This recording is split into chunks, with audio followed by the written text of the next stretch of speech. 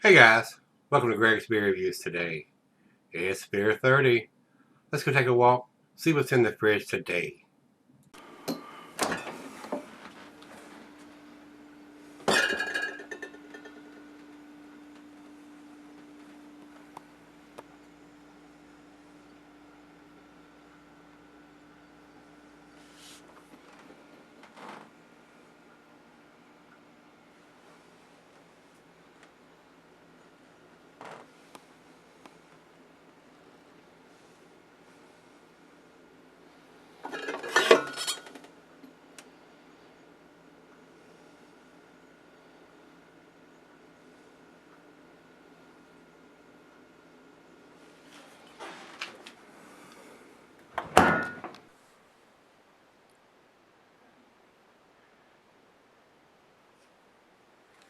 Hey everybody, thanks for stopping by Gregsbeerreviews today. This should be a treat. I've had this one in the cellar for a while. Brandon C. down in Texas sent me this one. So thanks again, Brandon, my brother. I do appreciate you sending me those wonderful Texas beers that you do. Uh, and I've got several different Brandons that have been sending me beers. So this one comes from Brandon C. This is the Rahr and Sons Bourbon Barrel Aged Winter Warmer. And this is not a huge beer, 9%. So this beer should sell for quite a while. I mean, wouldn't be afraid you can sell this beer for 5, 10, maybe even 15 years at a 9%. It's not like it's a 12 or 15%er. It's going to keep for 20 years or longer. But I don't think there's anything in this beer that's going to prohibit you from selling it if you want to. It shouldn't be really big and boozy for a 9%er. There are a lot bigger beers than this out there. So hopefully, and these guys do some really good tasty stuff. So let's see where this one ends up. And this is a big 22-ounce bomber, enough to share, which I intend to do.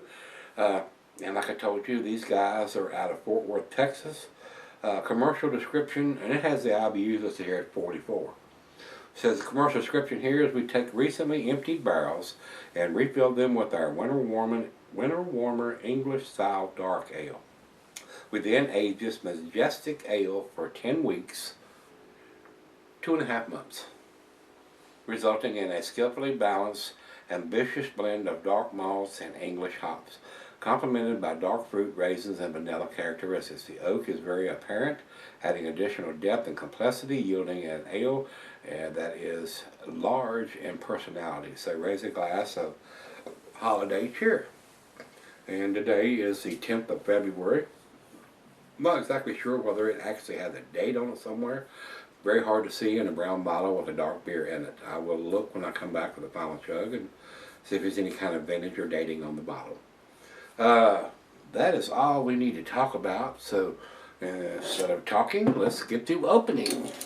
And while I'm opening this, I will tell you, it says here, food pairings, general, dessert, meat, poultry, game. Glassware, pint, macaronic mug, tumbler, and that's it. I should have a snifter listed there because that's what I'm going to use, and not recommended for selling unless the agency's average range. 9%, I think it does. A lot of times here on Beer Advocate, they have a lot of misinformation for the style of beer that they're talking about.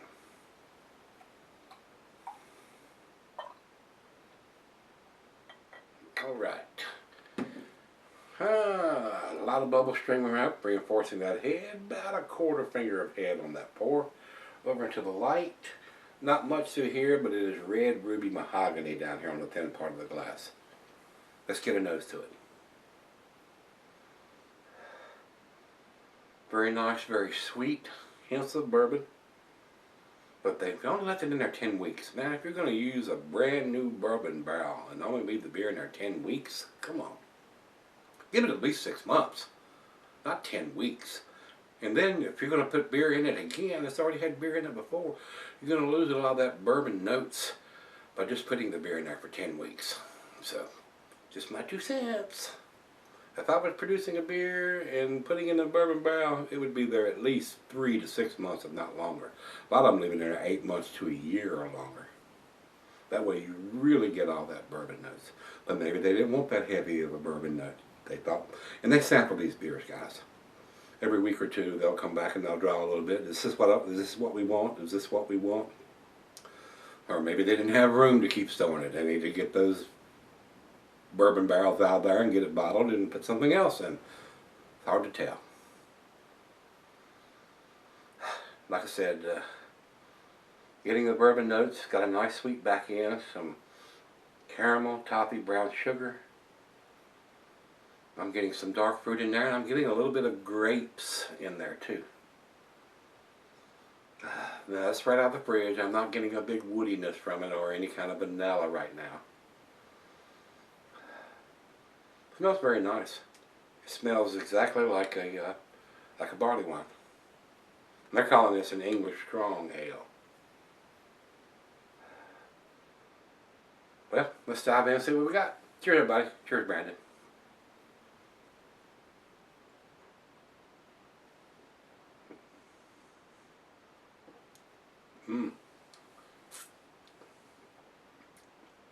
Very nice. Very smooth. The bourbon is definitely not overpowering anything. And maybe that's where they were going for this.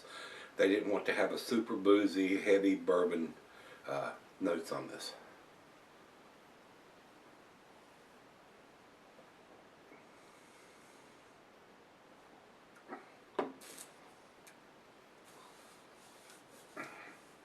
That is very, very mellow, very easy drinking.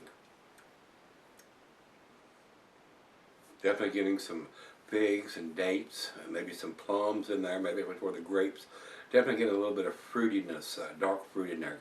Plums or grapes or something in there. Very well done. That is very well done. But it is super smooth for 9%.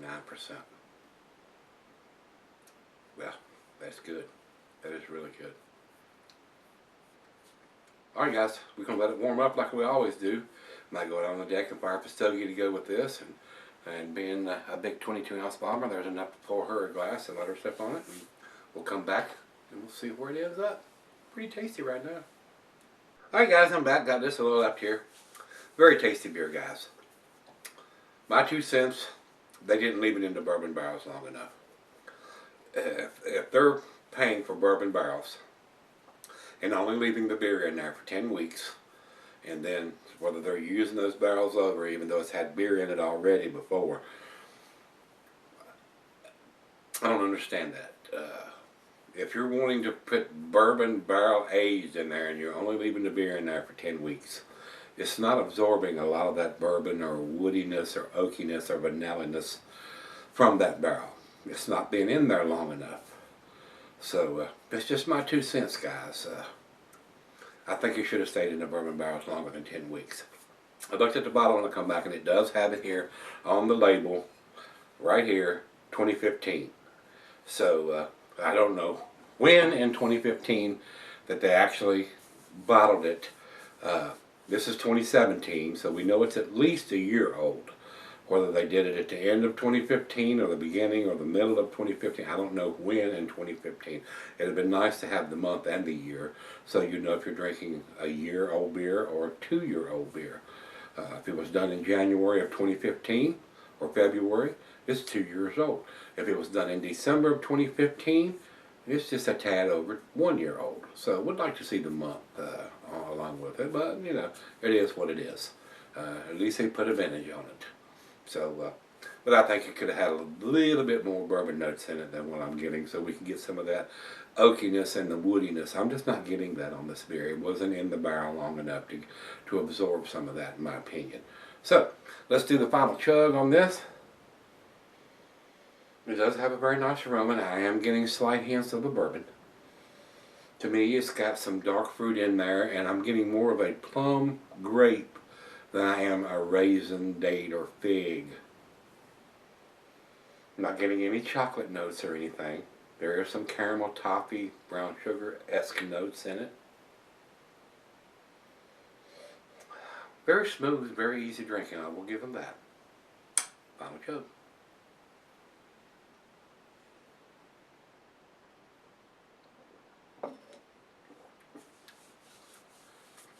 And like I said, maybe they didn't want a big bourbon aroma or taste on this beer. That's why they only left it in there 10 weeks.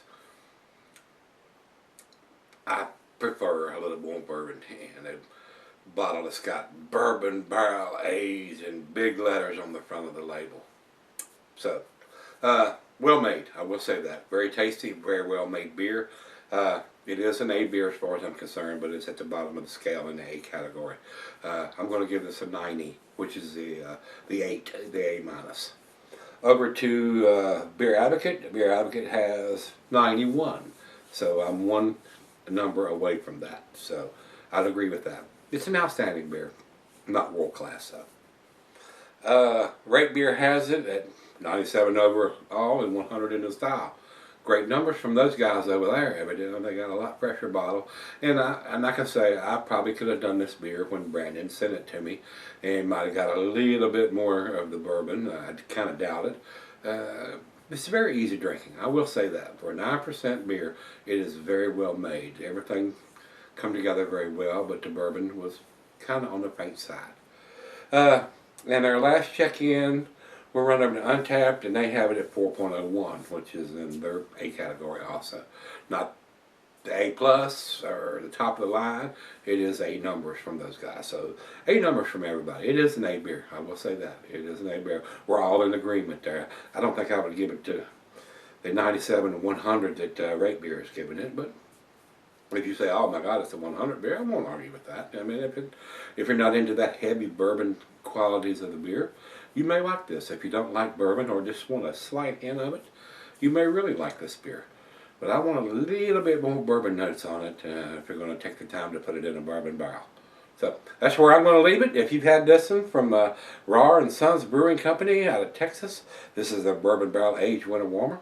A very tasty beer for this time of the year when it's about 20 degrees outside and blowing snow or all that other stuff that most of the country is getting right now, especially if you're in the northeast and up around between Chicago and all that.